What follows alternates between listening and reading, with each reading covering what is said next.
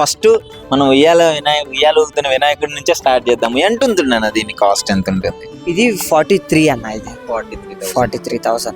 Okay, special గా మొత్తం మంచిగా ఉంది సెటప్, పూలు చెట్టు ఫినిషింగ్ చాలా బాగుంటది. ఒకసారి మీరే చూసుకోండి, ఓకే చాలా ఫినిషింగ్ ఉంటది.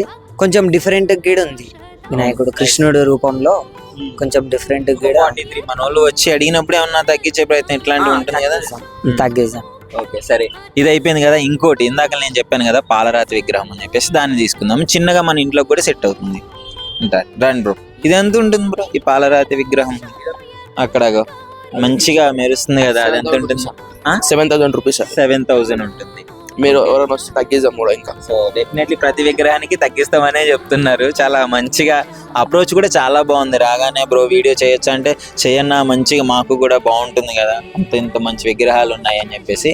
సో మన ద్వారా వీడియో చూసి ఎవరన్నా వచ్చినా కానీ తగ్గించే చేస్తారనమాట. మన ఐ డ్రీమ్ నుంచి వీడియో చూసి ఎవరన్నా వచ్చి అన్న నేను ఐ డ్రీమ్ నుంచి చూసామంటే షూర్ పక్కా తగ్గిస్తాం. మంచి ఆఫర్ వినాయక చవితికి మీకు. ఐ డ్రీమ్ లో వీడియో చూసి అన్న మేము ఐ డ్రీమ్ లో చూసి వచ్చామని ఈ లింక్ చూపిస్తే వాళ్ళే తగ్గిస్తా అంటున్నారు. ఇంకేం కావాలి?